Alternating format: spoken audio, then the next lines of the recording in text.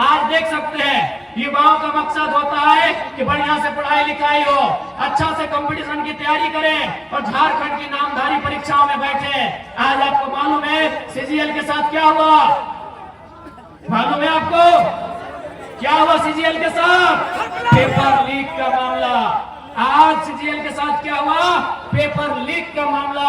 आप समझ के देखिए, सीजीएल की परीक्षा जिसका इंतजार 2015-16 से किया जा रहा था कि नहीं? 2015-16 से सीजीएल की परीक्षा का इंतजार किया जा रहा था। आज 2024 में 28 जनवरी 2024 को सीजीएल की परीक्षा होती है, लेकिन 2 घंटे बाद पुनः पता चलता है कि पेपर लीक हो चुका है। पुनः री एग्जाम लिया जाता है। एग्जाम कब लिया जाता है? 21-22 सितंबर को लिया जाता है। पुनः री एग्जाम में भी पता चल रहा है कि पेपर लीक किया जा चुका है। ऐसे में आप तमाम केवल नौजवान पढ़ने वाले छात्र नहीं, अभिभावक, माताएं, हमारे तमाम अभिभावक, आपको भी गुस्सा आना चाहिए। आपको भी गुस्सा आना चाहिए कि आपने इन सरकारों को क्यों चुना था। आपको मुख्यमंत्री के साड़ू सुदीप सोनू से सवाल करना चाहिए कि आपको हमने सत्ता में क्यों बैठाया था? सीजीएल का पेपर लीक करने के लिए नहीं बैठाया था। आपको सवाल करना चाहिए।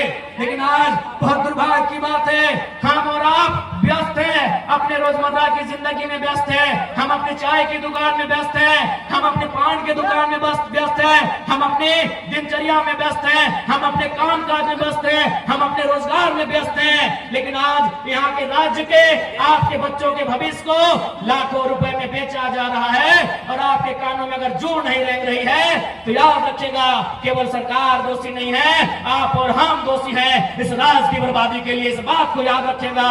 और यदि आप आज याद नहीं रखते हैं, आज यदि आप में राजनीतिक सुचिता का संचार नहीं होता है, यदि आज आप में राजनीतिक चेतना जागृत नहीं होती है, तो आने वाली पीढ़ी आपसे सवाल करेगी। आपकी आने वाली पीढ़ी आपसे सवाल करेगी कि आपने क्यों सवाल नहीं किया? जिन लोगों को आपने सत्ता दिया था उन लोगों से सवाल क्यों नहीं किया? कौन जिम्मेदार होगा? सीजीएल की परीक्षा में धांधली का जिम्मेदार कौन होगा? पारा टीचर की जो समस्या है उसका जिम्मेदार कौन होगा? आंगनबाड़ी की सेविका धरने पर बैठी है, उनका जिम्मेदार कौन होगा? पूरे राज्य में लोग धरने पर बैठे हैं। आज ये सवाल उठता है कि अगर पूरे राज्य में लोग धरने पर बैठे हैं, किस राज्य में खुशहाल कौन लोग हैं? ये भी हमारे सोचने का सवाल है। और विशेषकर नौजवान साथियों, आपको बताना चाहेंगे, कभी भी आपका ध्यान उस ओर नहीं गया है।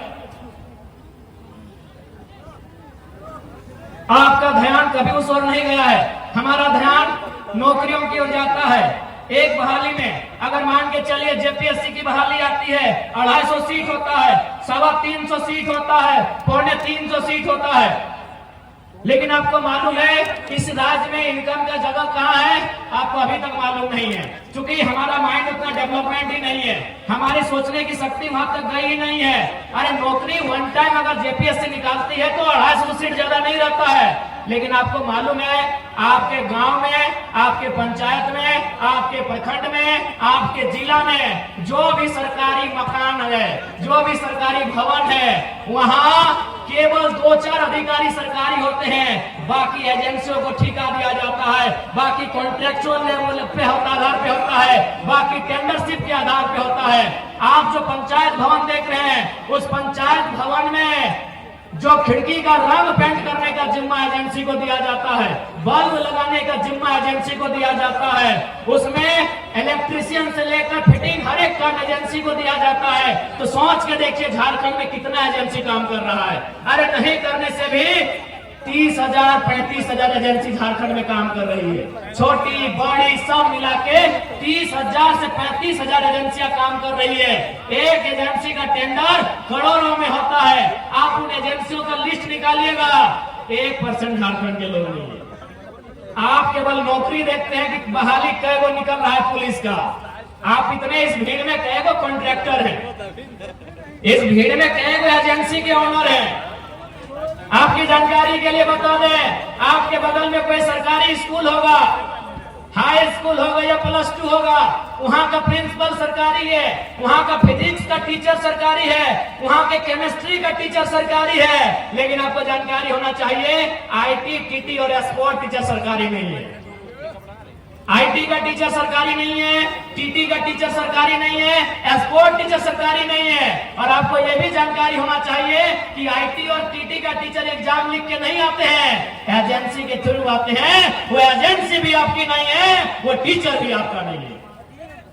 आज तक झारखंड का ध्यान गया ही नहीं है। झारखंड के नौजवान नौकरी के, ठीक है नौकरी अच्छी बात है, हमारी भी पहली प्राथमिकता नौकरी होती है, लेकिन आप एजेंसी को भूल रहे हैं, आप टेंडरशिप को भूल रहे हैं, आप ठेकेदारी को भूल रहे हैं। अरे पैसा वहां है। वीडियो की तनख्वाह क्या है? वीडियो की तनख्वाह आज के डेट में क्या है?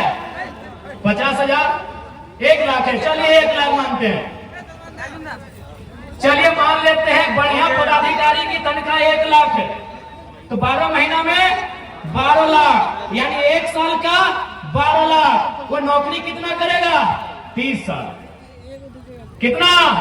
30 साल। 12 को 30 से गुना करिए, 3.6 करोड़। क्या कैलकुलेशन सही है? 3.6 यानी 3.6 करोड़। यानी एक वीडियो एक बढ़िया साल में कितना पैसा कमा रहा है? 3.6 करोड़। आपको जानकारी होना चाहिए, एक छोटा एजेंसी करोड़ों का बजट एक बार में, हमको लगता है एक बार जमा लेती है, करोड़ रुपए बचत कर लेती है। आज तक किसी लीडर ने आपको इस ओर लेके नहीं गए हैं, कोई लीडर नहीं, किसी को मतलब नहीं है।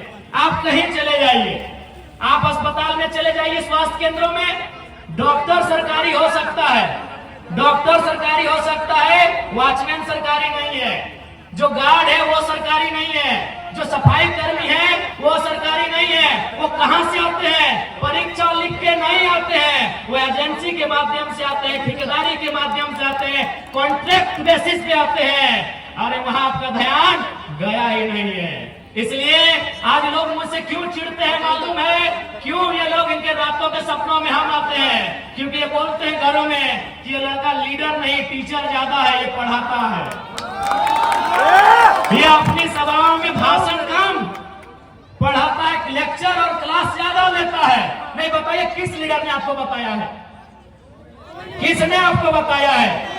झारखंड में, ये तो आपके इधर की बात मैं कर रहा हूं। चलिए कोयलियरी की चक्कर लगाइए, जहां कोयला खोला जाता है, वहां की कंपनियों का नाम है संजय उद्योग, खेमका, आनंदिता, त्रिवेणी, मैंने ऐसे लगभग सैकड़ों कंपनियां हैं जो कोयला खोदने का काम करती है। वो कहां की है? हैदराबाद की है, इलाहाबाद की है, पटना की है, कलकत्ता की है, गुजरात की है, महाराष्ट्र की है, चेन्नई की है। आपके गिरिडीह और रांची की एक भी नहीं। इसलिए यदि हम लोग सरकार में आते हैं तो सरकारी नौकरी तो छोड़िए, एजेंसियों में भी 75% झारखंड के लोगों को प्रमोट करेंगे, झारखंड के लोगों को 75% प्रमोट करेंगे।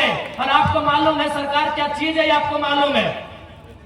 उसके बाद चूंकि ये लोग ये तर्क देते हैं कि भारत के संविधान में कहीं इस बात का जिक्र नहीं है कि हम किसी को जाति के आधार पे, धर्म के आधार पे उनको नौकरियों में आने से रोके। सही बात है, भारतीय संविधान आर्टिकल 15 और 16 को पढ़िएगा, उस आर्टिकल में कहीं इस बात का जिक्र नहीं है। वहां क्या लिखा है कि हम किसी को धर्म, जाति, लिंग, मूल स्थान, जन्म स्थान इत्यादि के आधार पर भेदभाव नहीं कर सकते हैं। लेकिन ध्यान रखिएगा, वहां भाषा का जिक्र कहीं नहीं, हम भाषा के आधार पर रोकेंगे।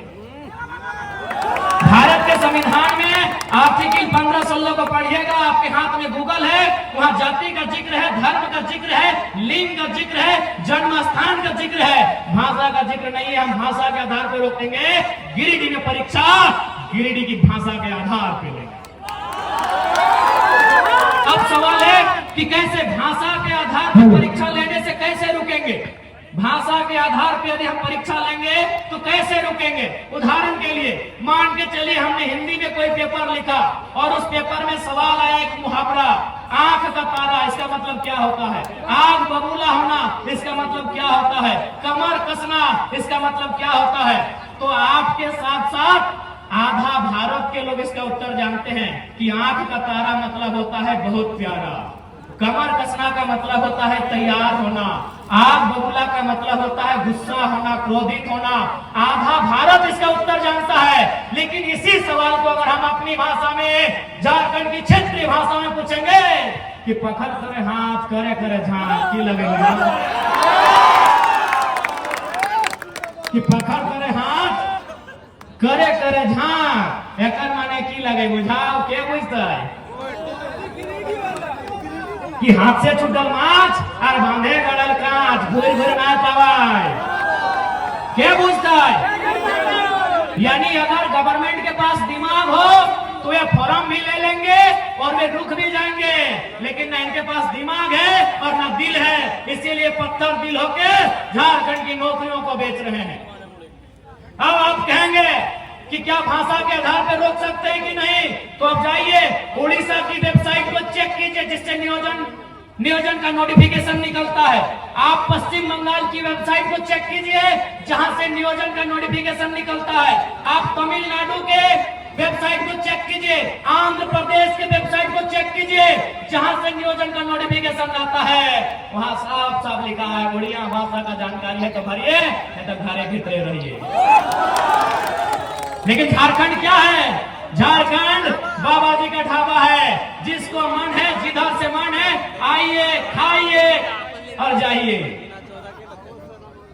इसलिए आज जो लोग सत्ता में बैठे हैं उन्होंने अपनी राजनीतिक सूचिता का अंत कर लिया है, उन्होंने अपनी राजनीतिक दूरदर्शिता का अंत कर लिया है, उन्होंने अपनी राजनीतिक नैतिकता का अंत कर लिया है। और नहीं तो आज बार बार परीक्षा लीक नहीं होता, बार बार छात्र सड़कों पे नहीं आते।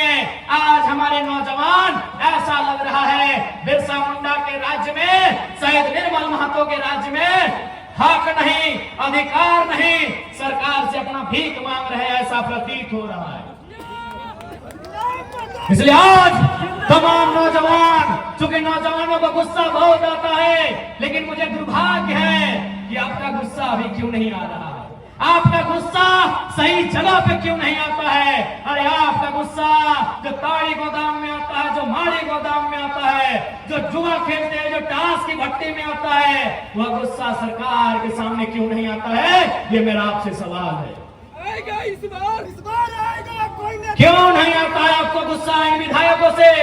क्यों नहीं आता है आपको क्रोध इन सांसदों से जो आपके बच्चों के भविष्य को सौदा कर रहे हैं, उनके सपनों का खंजर भोंक रहे हैं? क्यों नहीं आपको गुस्सा आ रहा है? इसलिए आज तमाम गिरिडीह के वासी और मीडिया के माध्यम से पूरे राज्यवासियों को कहेंगे कि आज आपके पास समय है, आज आपके पास समय है।